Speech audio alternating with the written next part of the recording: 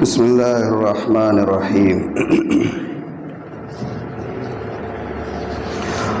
اعوذ باللہ من الشیطان الرجیم بسم اللہ الرحمن الرحیم واتبعوا ما تتلو الشیاطین علی ملک سلیمان وما كفر سليمان ولكن الشياطين كفروا يعلمون الناس السحر وما أنزل على الملكين ببابل هاروت وماروت وما يعلمان من أحد حتى يقولا إنما نحن فتنة فلا تكفر فيتعلمون منهما ما يفرقون به بين المرء وزوجه وما هم بضارين به من أحد إلا بإذن الله ويتعلمون ما يضرهم ولا ينفعهم ولقد علموا لمن اشتراه ما له في الآخرة من خلاق ولبئس ما شروا به أنفسهم لو كانوا يعلمون ولو أنهم آمنوا واتقوا لمثوبة من عند الله خير لو كانوا يعلمون صدق اللہ مولانا العظیم۔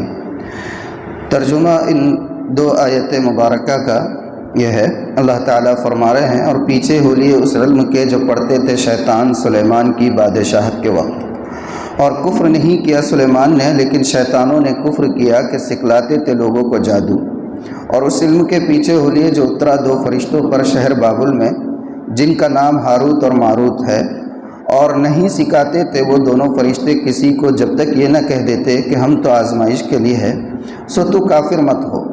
پھر ان سے سیکھتے وہ جادو جس سے جدائی ڈالتے ہیں مرد میں اور اس کی عورت میں، اور وہ اس سے نقصان نہیں کر سکتے کسی کا بغیر حکم اللہ کے، اور سیکھتے وہ چیز جو نقصان کرے ان کا اور فائدہ نہ کرے، اور خوب جان چکے ہیں کہ جس نے اختیار کیا جادو کو نہیں اس کے لیے آخرت میں کچھ حصہ، اور بہت ہی بری چیز ہے جس کے بدلے بیچا ہے انہوں نے اپنے آپ کو، اگر ان کو سمجھ ہوتی، اور اگر وہ ایمان لاتے اور تقوی کرتے تو بدلہ پاتے اللہ کے ہاں سے بہتر اگر ان کو سمجھ ہوتی۔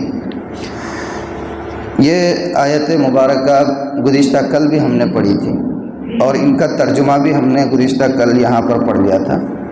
تفسیر اور تشریح کا جب مسئلہ آیا تو میرے ذہن میں بات آئی تھی، اور میں نے کل اس کا اظہار بھی کیا تھا کہ ہمارے دونوں بزرگ جو ہیں عام طور پر پابندی کے ساتھ تفسیر میں رہتے ہیں، اور میری دانست میں بہت کم جو ہے ان کا ناغہ بھی ہوتا ہے، تو مجھے مناسب لگا تھا کہ یہ لوگ محروم نہ ہو پائے، اس لیے میں نے کسی اور موضوع پر بات کر لی تھی اور یہ کہہ دیا تھا کہ انشاءاللہ اس کے حوالے سے کل بات ہوگی۔ تذکرہ چل رہا ہے بنی اسرائیل کا، اور آپ جانتے ہیں کہ بنی اسرائیل کا تذکرہ کس حوالے سے چل رہا ہے۔ ابتدا میں اللہ تعالیٰ نے ان پر کیے گئے اپنے انعامات کا تذکرہ کیا، اپنے اکرامات کا تذکرہ کیا گیا کہ کس طریقے سے ان کے اوپر اللہ تعالیٰ نے اپنے انعامات کی بارشیں کی ہے، اور پھر ان انعامات کے تذکرے کے بعد بنی اسرائیل کی نافرمانی، ان کا باغیانہ انداز اور ان کی باغیانہ روش کو بیان کیا جا رہا ہے۔ مسلسل آپ سنتے آ رہے ہیں۔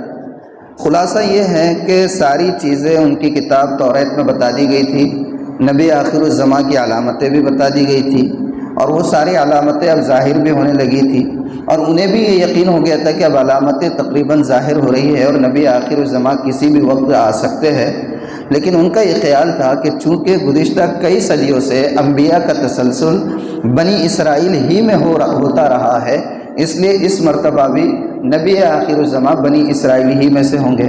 اس لیے وہ خوش بھی تھے کہ ایک نبی آنے والے ہیں، آخری نبی آنے والے ہیں، اور ان کے جو حریف ہوتے تھے، ان کے جو مقابل کے جو لوگ ہوتے تھے، ان کو یہ کہتے بھی رہتے تھے کہ دیکھو زیادہ دن نہیں ہے، تم جو اتنا اترا رہے ہو نا، چند دنوں کی بات ہے، ایک نبی آنے والے ہیں، ان کے ساتھ مل کر ہم تمہارا صفایا کریں گے۔ یہ ساری چیزیں واضح تھیں۔ اب جب نبی آخر الزماں محمد الرسول اللہ صلی اللہ علیہ وآلہ وسلم کی بعثت مبارکہ ہوئی تو آپ بنی اسرائیل سے نہیں تھے، آپ بنو اسماعیل سے تھے۔ جب بنو اسماعیل سے نبی آخر الزماں مبعوث ہو گئے تو یہ لوگ جو ساری چیزیں اپنے سر کی آنکھوں سے دیکھ رہے تھے، ساری علامتوں کو پہچان رہے تھے، لوگوں کے اوپر فخریہ کہہ رہے تھے کہ ہم تمہارا ناش کریں گے، اب جو ہے جیسے ہی دیکھا کہ بنی اسماعیل سے نبی آئے ہیں تو فوراً مکر گئے، ساری چیزوں کو جانتے بوجھتے جو ہے انہوں نے انکار کر دیا، اور ان آیتوں کو بھی چھپانے لگ گئے جو نبی آخر الزماں صلی اللہ علیہ وسلم کی علامت کے طور پر۔ کچھ لوگ علماء مل کر آئے، میں خلاصہ آپ کو بتا رہا ہوں، علماء مل کر آئے اور انہوں نے کہا، ان کے دانست میں یہ تھا ان علماء کے کہ ان سے کچھ ایسے سوالات کرتے ہیں کہ وہ سوالات کے جواب انہوں دے نہیں سکیں گے، اور اگر نہیں دے سکیں گے تو لوگ بھی بدگمان ہو جائیں گے۔ تو پھر آپ کو معلوم ہے میں نے وہ سوالات ان کے بتائے تھے علماء کے، کہ ایک عالم ابن سوریہ جو یہودیوں کا بہت بڑا عالم مانا جاتا ہے، پورے مجمع کو لے کر آیا اور اللہ کے رسول سے سوالات کیا۔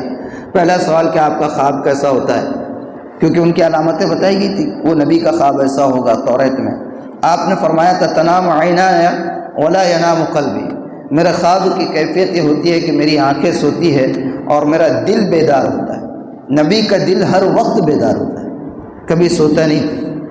تو آپ نے فرمایا تنام عینایا ولا ینام قلبی، میری آنکھیں تو جا سوتی ہے، دل بیدار رہتا ہے۔ پھر اس نے سوال کیا تھا، ایک سوال اس میں یہ بھی تھا کہ اہل جنت کو سب سے پہلی غذا کیا دی جائے گی؟ کہا کہ پہلی غذا، اب یہ جواب تو نبی کے علاوہ کوئی اور دے نہیں سکتا تھا دنیا میں، برابر؟ تو آپ نے فرمایا تھا کہ اہل جنت کو سب سے پہلی غذا مچھلی کے جگر کے کباب دی جائیں گے۔ کیا دیے جائیں گے؟ مچھلی کے جگر کے کباب۔ اور دوسری نمبر پہ غذا بیل کا گوشت، بڑے میاں کا گوشت، بیل کا گوشت۔ وہ بھی کون سے بیل؟ جو جنت میں چر رہے ہوں گے، یہ غذا دی جائے گی۔ جوابات مل گئے تو ہونا یہ چاہیے تھا کہ قبول کر لیتے، قبول نہیں کرنا تھا کیونکہ بنی اسماعیل میں سے۔ تو آخری سوال کہ اچھا ٹھیک ہے، یہ باتیں جوابات تو سب صحیح ہے آپ کے، یہ بتاؤ یہ سب تم کو لاتا کون ہے اوپر سے پیغام تمہارے پاس؟ آپ نے فرمایا جبرائیل لے کر آتے ہیں۔ اچھا جبرائیل لاتے؟ ہاں، پھر اب ہم نہیں مانتے۔ ارے کیوں؟ جبرائیل فرشتے نا اللہ کے، وہ فرشتے ہیں سب ہے، مگر ہمارے اوپر پچھلے جتنے بھی عذاب آئے، جتنے واقعات ہوئے، جتنے حادثے ہوئے، وہ سب حادثے یہ فرشتہ لے کر آتا تھا۔ اگر تمہارے پاس ہدایت کا پیغام میکائیل لے کر آتے تو ہم مانتے، اس لیے ہم جبرائیل کو نہیں مانتے، ہم یہ نہیں کرتے۔ یہ ہو گیا پورا پچھلے رکوع کا خلاصہ۔ اللہ تعالیٰ نے فرمایا تھا کہ قل من کان عدوا لجبریل و میکائیل، ہے نا آیت ہے، ہاں، قل من کان عدوا لجبریل فانہ نزلہ علی قلبک باذن اللہ، ان سے کہہ دو کہ جو کوئی بھی جبرائیل کا دشمن ہوگا، تو جبرائیل کیا ہے؟ وہ تو جسٹ ایک فرستادہ ہے، وہ صرف ایک ہمارے نمائندے ہیں، ریپریزنٹیٹیو ہے، اس سے زیادہ ان کی حیثیت نہیں ہے، ان سے دشمنی کیوں کر رہے ہیں؟ تو اور اللہ نے آگے فرما دیا تھا کہ من کان عدوا للہ وملائکتہ ورسلہ وجبریل ومیکائیل فإن اللہ عدو للکافرین، کہ جو کوئی بھی جبرائیل کا، میکائیل کا، فرشتوں کا، انبیاء کا دشمن ہوگا، وہ گویا براہ راست ہمارا دشمن ہے۔ کس کا دشمن ہے؟ اس لیے کہ یہ سب ہمارے نمائندے ہیں، نبی بھی اللہ کے نمائندے ہیں، فرشتے اللہ کے نمائندے ہیں، ان کا کام پیغام رسانی ہے، اس سے زیادہ نہیں ہے، جو اللہ کہتا ہے وہ کرتے ہیں۔ اب اگر ان سے دشمنی ہے تو گویا آپ کو ان کی ذات سے دشمنی نہیں ہے، آپ کو اس پیغام سے دشمنی ہے جو آ رہا ہے۔ اس لیے کہ اگر آپ کو اس پیغام سے کوئی بیر نہیں ہوتا تو آپ اس پیغام کو قبول کر لیتے، اور جب آپ پیغام کو صحیح مانتے تو پھر آپ کو نبی کی ذات سے اور فرشتے کی ذات سے کوئی سوال ہی نہیں ہوتا، ہے نا؟ یہ قرآن میں یہ آیت ہے۔ میں آپ کو اور ایک بات بتا دوں، قرآن میں ایک آیت ہے، من کان عدوا للہ وملائکتہ ورسلہ وجبریل ومیکائیل، اور ایک حدیث میں بھی ہے، اللہ ہی کے الفاظ ہیں، حدیث میں ہے، اللہ کے رسول صلی اللہ علیہ وسلم نے فرمایا، اللہ تعالیٰ فرماتے من عاد لی ولیا فقد آذنتہ بالحرب، حدیث قدسی ہے، من عاد لی ولیا فقد آذنتہ بالحرب، کہ جو کوئی میرے ولی سے، میرے دوست سے دشمنی کرے گا، فقد آذنتہ بالحرب، تو میں اس کو اعلان جنگ کی دعوت دیتا ہوں۔ یہ حدیث قدسی ہے، قرآن میں صاف لفظوں میں انبیاء اور فرشتوں کا تذکرہ ہے، اور حدیث قدسی میں اللہ نے براہ راست جو ہے اولیاء اللہ کے حوالے سے بات کی۔ اور انما یخشی اللہ من عبادہ العلماء، اللہ نے اپنے اولیاء کی تعریف کر دی قرآن میں کہ اس کے اولیاء کون ہیں، انما یخشی اللہ من عبادہ العلماء، علماء، اللہ سے سب سے زیادہ ڈرنے والا جو ہے وہی اللہ کا ولی ہے، اور اللہ نے فرمایا کہ اللہ سے سب سے زیادہ ڈرنے والے وہ علماء، کیونکہ ان کو کتاب و سنت کا علم ہوتا ہے۔ اور دیکھیے ایک بات میں آپ کو بتا دوں، بعض سے بات ذہن میں آ رہی ہے کہ صرف پوری آپ حدیث اور قرآن اور سیرت اور سنت کی کتابیں پڑھ جائیے، صرف 2 ہی معاملے ایسے ہیں جس میں اللہ تعالیٰ نے براہ راست جنگ کی دعوت دی، براہ راست جنگ کی دعوت دی بندوں کو، اور اللہ سے کون جنگ کر سکتا ہے؟ لیکن اللہ نے جنگ کی دعوت دی۔ نمبر 1 پر جو سود کھاتا ہے اس کو اللہ نے جنگ کی دعوت دی، اور دوسری یہ حدیث قدسی، من عاد لی ولیا فقد آذنتہ بالحرب، کہ جو میرے کسی ولی سے دشمنی کرے گا میں اس کو جو ہے جنگ کی دعوت دیتا ہوں، آ جائے مقابلہ کر لے، میرے ولی سے یہ کر رہا ہے۔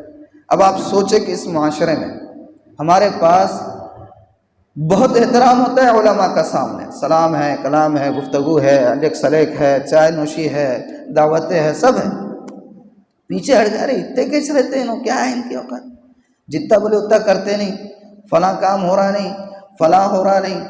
اللہ کے بندو جو بھی ہے، مگر یہ مزاج بنا ہوا ہے تنقیدوں کا، تبصروں کا، کمنٹس کا، یہ جو مزاج ہے۔ اور اللہ کے رسول صلی اللہ علیہ وسلم کی حدیث مبارک آپ فرما رہے ہیں کہ من عاد لی ولیا فقد آذنتہ بالحرب، اور بخاری شریف کی روایت اور حدیث قدسی ہے، تو بہت ڈرنے کی بات ہے۔ بہرحال تو اس میں احتیاط کرنا چاہیے۔ بہرحال یہ گزشتہ کل کا بھی خلاصہ تھا، پرسوں بھی ہمارے موصوف نہیں تھے، اس لیے میں نے خلاصہ تھوڑا تفصیل کے ساتھ بتا دیا۔ آج کا کچھ حصہ جو ہے وہ میں آپ کے سامنے بتا دوں کہ ان کی جو خرابیوں کا تذکرہ چل رہا ہے بنی اسرائیل کی، ان میں سے ایک خرابی یہ تھی کہ وہ جادو ٹونے اور کرنی دھرنی کے پیچھے بہت پڑ گئے تھے، بہت زیادہ، حتیٰ کہ آپ کئی بار سن بھی چکے ہیں کہ ان لوگوں کی خباثت کا یہ حال تھا کہ انہوں نے نبی آخر الزماں صلی اللہ علیہ وآلہ وسلم پر بھی جادو کر دیا تھا۔ بھئی سورہ قل اعوذ برب الفلق اور قل اعوذ برب الناس کے نزول کا سبب کیا ہوا؟ اللہ کے رسول پر جادو ہوا تھا۔ حضرت جبرائیل یہ دونوں صورتیں لے کر آئے اور کہا تھا کہ اس کو پڑھ لیجئے، جادو کا اثر ختم ہو جائے۔ وہ دونوں صورتیں اتری ہی اسی لیے اللہ کے رسول پہ جادو ہوا۔ تو یہ لوگ ہیں نا بنی اسرائیل، جادو ٹونے کرنی دھرنی اس میں بہت آگے بڑھ گئے، اور رواج تو اتنا بڑھ گیا تھا کہ نعوذ باللہ ان کی خباثت دیکھیے کہ وہ حضرت سلیمان علیہ السلام کو جو وقت کے نبی ہے، اور نبی بھی کیسے ہیں کہ اللہ نے ان کو ایسے ایسے معجزات عطا کیے ہیں کہ دیگر انبیاء کو نہیں ملے۔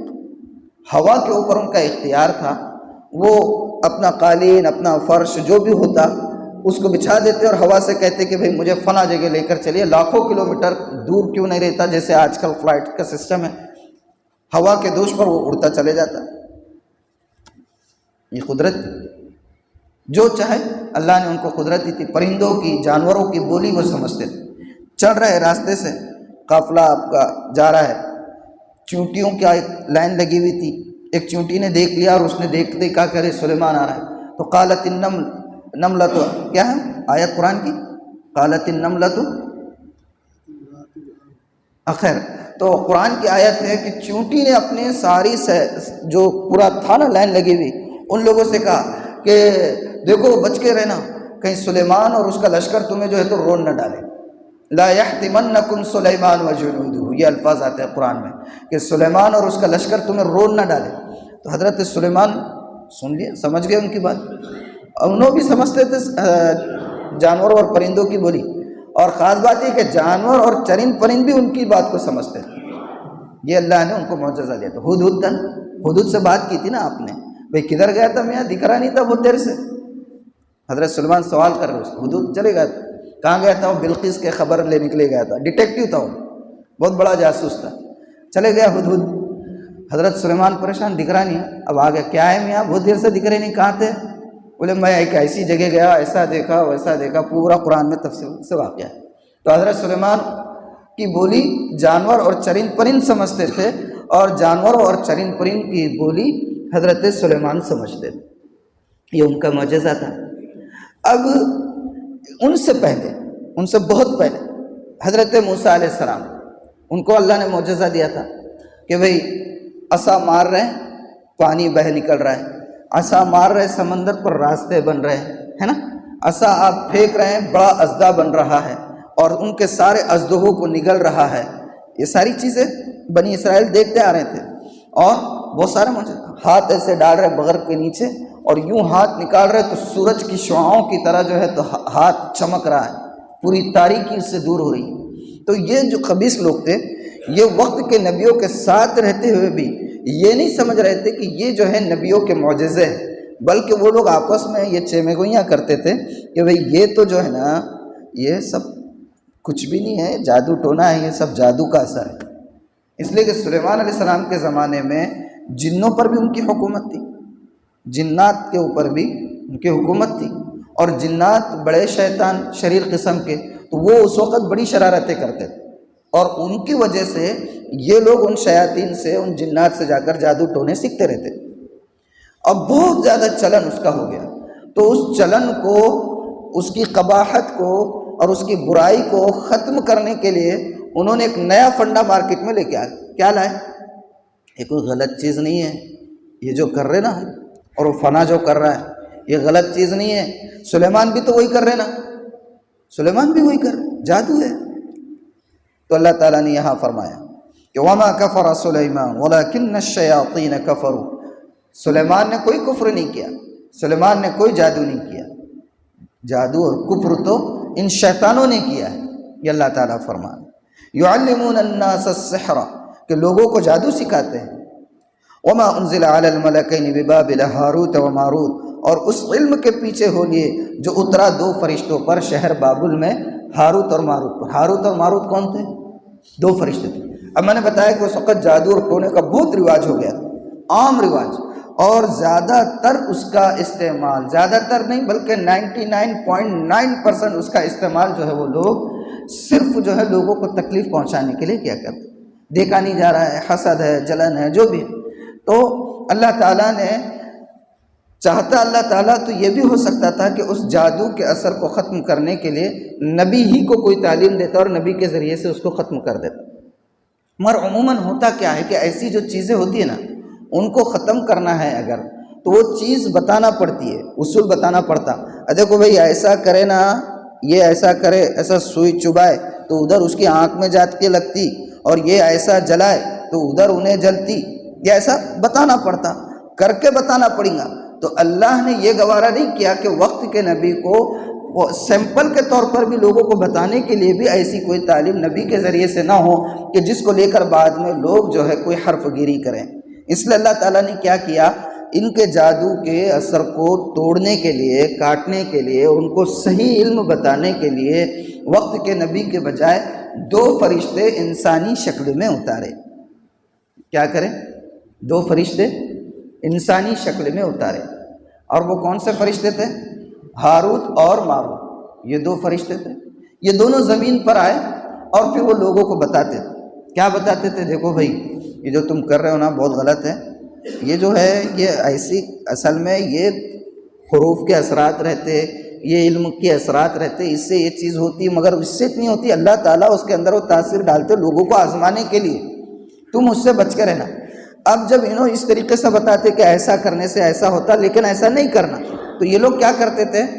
فرشتوں کے پاس آ کر بولتے تھے اچھا یہ جو میاں بیوی میں تفریق کرتے نا، وہ علم بتاؤ یہ کیسا کرتے تاکہ ہم اس سے بچ سکیں۔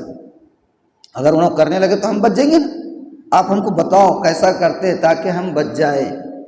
یہ فرشتوں سے آ کر ایسا کہتے، اب انہوں پورا طریقہ بتاتے، دیکھو اس کا طریقہ یہ رہتا، انہیں ایسا لیمبو کاٹتا، انہیں ایسا کرتا، انہیں ویسا کرتا، اور اس کے بعد ادھر جو تفریق ہو جاتی۔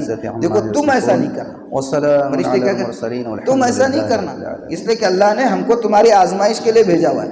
انہوں آتے تھے اسی مقصد سے کہ یہ طریقہ سیکھنا ہے، لیکن کہتے یہ تھے کہ ایسا بتا دو تاکہ ہم اس سے اپنے آپ کو بچا سکیں،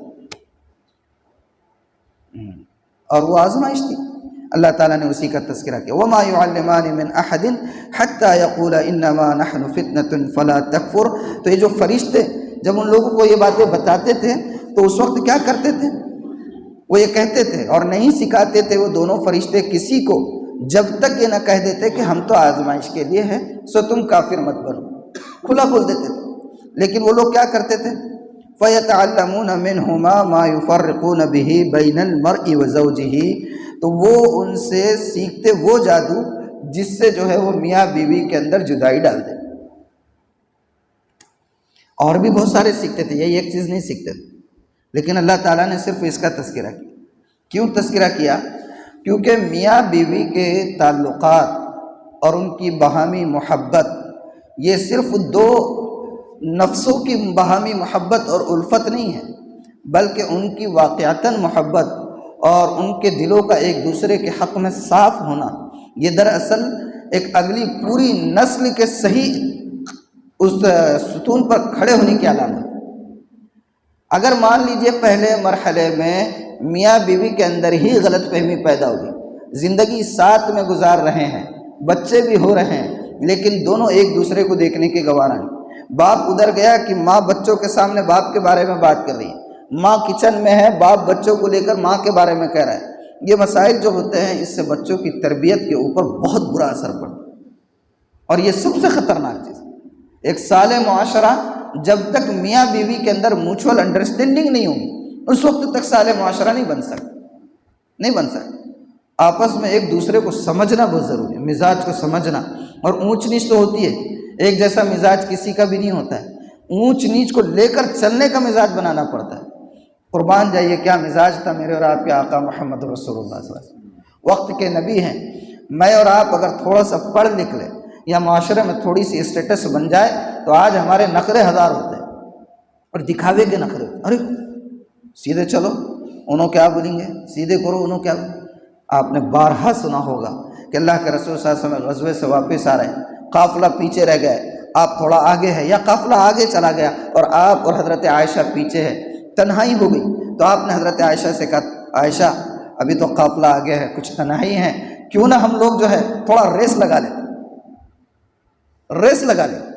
وقت کے نبی ہیں، نبی آخر الزماں ہیں، سارے انبیوں سے افضل ترین نبی ہیں، لیکن اپنی بیوی سے زوج مطہرہ سے کہہ رہے ہیں کہ عائشہ تنہائی ہے، چلو ریس کا مقابلہ کرتے ہیں، اور ریس کا مقابلہ ہو، حضرت عائشہ ہار گئی، اللہ کے رسول جیت گئے۔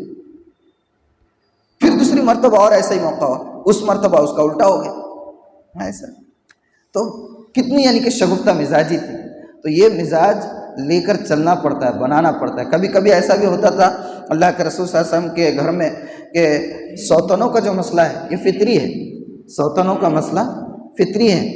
اللہ کے رسول صلی اللہ علیہ وسلم کی بیویاں متعدد تھی، تو کبھی ایسا ہوتا کہ آپ کسی کی باری میں کسی کے گھر پر ہیں تو دوسری کوئی بیوی جن کی باری نہیں ہے ان کے ہاں کوئی اچھا کھانا پک گیا تو وہ پکا ہوا کھانا اس زوجہ مطہرہ کے گھر میں لے کر جاتی جن کے ہاں اللہ کے رسول تشریف فرما۔ ایک مرتبہ حضرت اللہ کے رسول صلی اللہ علیہ وسلم حضرت عائشہ کے گھر میں ہیں، حضرت غالباً حضرت ام سلمہ نے کچھ میٹھا کھانا بنایا لے کر آئے تو حضرت عائشہ جو ہے غصے میں آ گئی، میری باری، میرے گھر میں میرے سرکار، اور تم میرے گھر میں لا کے جو ہے تو یہ سب کام لیے اور اٹھا کے جو ہے تو پھینک دی، برتن ٹوٹ گئے۔ اللہ کے رسول صلی اللہ علیہ وسلم نے ان سے کہا غصہ نہیں ہونے کا، ناراض نہیں ہوتے، تم بھی من لو اٹھا کے، انہوں نے اٹھا کے لے ان کے منہ پر۔ یہ حدیث کی کتابوں میں ہے، لفاظی نہیں ہے، یہ شگفتہ مزاجی ہے۔ دیندار ہونے کا مطلب یہ نہیں ہوتا ہے کہ جو ہے تو ظالم سنگھ بن جائے۔ آج کل آدمی دیندار بن گئے تو کیا بنتا؟ باہر دیندار، گھر میں ظالم سنگھ۔ نہیں بننا ظالم سنگھ، کبھی بھی نہیں۔ اللہ کے رسول صلی اللہ علیہ وسلم کے مزاج کو سمجھیے، آپ کی حیات مبارکہ کو پڑھیں گے تو سمجھ میں آئے گا نا کہ مزاج کیا تھا۔ یہ مزاج یہ سمجھنے کی ضرورت۔ شگفتہ مزاج، آپ کے جیسا ہنسنے والا، آپ کے جیسا مسکرانے والا، آپ کے جیسا اخلاق سے پیش آنے والا اس روئے زمین نے کسی کو نہیں دیکھا۔ بہرحال، اور شیطان بھی آپ کو معلوم ہے سب سے زیادہ کس چیز سے خوشی ہوتی ہے اس کو؟ حدیث کی کتابوں میں لکھا، اللہ کے رسول نے خود فرمایا، شیطان کو سب سے زیادہ خوشی انہیں کیا کرتا؟ سمندر کے پانی پہ اپنا دربان لگاتا ہوں روزانہ شام کے وقت، جائزہ لیتا، چلو رے بھائی آ جاؤ، چلو کیا کیا کرے آج؟ ہاں بھائی تو نے کیا کرا؟ میں نے اس کا جھگڑا لگا دیا۔ اچھا تو نے کیا کرا؟ او میں نے چوری کرا۔ تو نے کیا کرا؟ او میں نے سود پہ پیسے دیا۔ تو نے کیا کرا؟ وہ اس کو یہ کرنے لگایا۔ سب کچھ سنتا اور لائٹ لیتا، چل ٹھیک ہے، چل آندے ہوا آندے، اس کا انداز سب کچھ سنتے رہتے۔ ہر کوئی آتا اپنے کارنامے سناتا، اس کو آگے بڑھاتا رہے، چل ٹھیک ہے، چل ٹھیک ہے، چل ٹھیک ہے۔ اب اس میں ایک بیچارہ کمزور سا شرمتا ہوا، لجاتا ہوا، بالکل آہستہ آہستہ آتا، بھائی کیا ہے؟ تو نے کیا کیا؟ نہیں کوئی بڑا کام نہیں ہوا، وہ دو میاں بیوی لڑ رہے تھے، میں نے ان کی غلط فہمی بڑھا دی، وہ جھگڑے کر لیے، انہوں نے الگ ہو گئے، مگر زیادہ کچھ ہوا نہیں۔ انہیں اپنے کرسی سے اٹھ جاتا اور کرسی سے اٹھ کر اللہ کے رسول صلی اللہ علیہ وسلم کے الفاظ ہے وَيَلْتَزِمْ، اس کو سینے سے لگا دیتا ہے اور سینے سے لگا کے کہتا ہے شاباش، کام تو تو نے کیا ہے۔ یہ کیا کام ہے؟ یہ کوئی کام ہے؟ کام تو نے کیا ہے کہ تو سمجھ رہا ہے کہ صرف دو میاں بیوی میں جھگڑا لگا دیا، لیکن تو نے دو میاں بیوی کو ڈسٹرب نہیں کیا ہے، تو نے جو ہے تو ان کی پوری نسل کو ڈسٹرب کیا اور دو خاندانوں کو ڈسٹرب کیا، اور دو خاندانوں کی وجہ سے معاشرہ کتنا تتر بتر ہوگا تجھے اس کا اندازہ نہیں۔ آج کل کیا ہو رہا ہے؟ جادو ٹونا کرنی دھرنی آج ہر گھر میں دیکھیے۔ بچی کسی کے گھر میں جا رہی ہے، چند دن ہونے کے بعد معلوم ہوتا ہے کہ خوش نہیں ہے بچی۔ کیا وجہ ہے؟ ارے بھائی شوہر بہت اچھا کمانے والا ہے، بچی اچھی خوبصورت ہے، بچی با اخلاق ہے، تو دیورانی کو کبھی جٹانی کو پسند نہیں آتی ہے، تو کبھی ننند کو پسند نہیں آتی ہے، کبھی جو ہے تو ساس ہی جو ہے تو ظالم سنگھ بن جاتی ہے۔ سے مسئلے اب کھل کر تو کچھ بول نہیں سکتے، تو چلے گئے، ارے نہیں اچھا علاج کرتے ان کے پاس گئے، کیا کرنا جی انہوں بہت پریشان کر رہا ہے، آئے جب سے ماٹی ملا کچھ سن رہا نہیں، کر رہا نہیں، کچھ نہیں، انہیں بھی اٹھایا دے دیں۔ اللہ کا عذاب کا ان کو پتہ نہیں احساس ہوتا ہے یا نہیں ہے، اس انداز سے جو کام کرتے ہیں اللہ ہی حفاظت پر۔ تو ساری چیزیں بنی اسرائیل کی ساری چیزیں، ایک ایک چیز اس امت میں آئی ہے، اس وقت ایک ایک چیز، اور اس سے بچنا ہے۔ آگے اللہ تعالیٰ فرما رہے ہیں وَمَا هُمْ بِضَارِّينَ بِهِ مِنْ أَحَدٍ إِلَّا بِإِذْنِ اللَّهِ، اور وہ اس سے نقصان نہیں پہنچا سکتے کسی کو مگر ایک اللہ کے حکم سے۔ اگر وہ کر بھی رہے اللہ چاہے گا تو ہی نقصان ہو، لیکن اللہ نے ایک چیز کا اصول بنایا ہے، وہ کرو گے تو ویسا ہوگا، کیونکہ یہ آزمائش کے لیے ہر چیز کے نا۔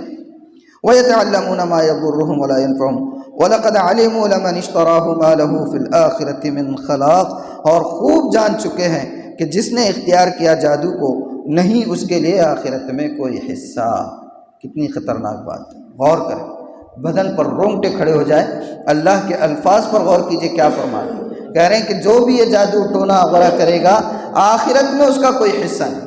یہاں ہو سکتا ہے وقتی طور پر وہ کسی کو پریشان کر کے خوش ہو جائے کہ میں نے جو ہے تو اس کے کاروبار کو روک دیا، میں نے جو ہے تو اس کے سارے معاملات کے اوپر بندش لگا دی، اب یہ کہیں پر بھی جاب نہیں کر سکے گا، پورا کام ہوگا، فائنل میں لیٹر لینا ہے تو لیٹر لینے کے وقت میں جو ہے تو معاملہ گڑبڑ ہو جائے، پورا کام بنتے ہوا آ جائے گا، اب بس ڈیلنگ کرنا ہے اور کام کو جو ہے تو پیمنٹ دے کر جو ہے تو انجام دینا ہے، لاسٹ مومنٹ پہ کام اس کا رکوا سکتا ہے۔ آخرت میں کچھ نہیں ہونا، آخرت میں 0 سناٹا رہے گا، نام اعمال۔ اللہ حفاظت کرے۔ آگے اللہ تعالیٰ فرما رہے وَلَبِئْسَ مَا شَرَوْا بِهِ أَنفُسَهُمْ، اور بہت ہی بری چیز ہے جس کے بدلے بیچا انہوں نے اپنے آپ، یعنی یہاں جادو ٹونا کیا اور آخرت کو تباہ کر دیا، یعنی آخرت دے کر یہ سب کر رہا، کتنی بری بات۔ اب آخرت کے عذاب کو تصور کیجئے، آپ جہنم کو تصور میں لائیے، کیا حال ہو۔ اللہ حفاظت کرے۔ لَوْ كَانُوا يَعْلَمُونَ، اگر انہیں تھوڑی بھی سمجھ ہوتی تو ایسا کرتے ہیں لوگ؟ نہیں کرتے۔ وَلَوْ أَنَّهُمْ آمَنُوا وَاتَّقَوْا لَمَثُوبَةٌ مِّنْ عِندِ اللَّهِ خَيْرٌ، اور اگر وہ ایمان لاتے اور تقوی اختیار کرتے تو اللہ کے یہاں اس سے بہتر بدلہ پاتے۔ ایمان لاتے، تقوی اختیار کرتے اور اللہ سے دعا کرتے، جس کے بارے میں حسد ہے، جلن ہے، کچھ کرنا چاہ رہے ہیں، اللہ مجھے بھی اس کی طرح نواز دے، تو اللہ کے خزانے میں کمی ہے تو اس کو مل رہا ملتے رہے، مجھے اللہ تو نواز دے، ہے نا۔ لَوْ كَانُوا يَعْلَمُونَ، اگر ان کو کچھ سمجھ ہوتی۔ بہرحال جو کچھ پڑھا ہے، جو کچھ سنا ہے، اللہ تعالیٰ اس پر عمل کی توفیق عطا فرمائے۔ اللہ اگر حیات مستعار عطا فرمائے اور توفیق شامل حال رہی تو انشاءاللہ اب آگے کا حصہ ہم پڑھیں گے۔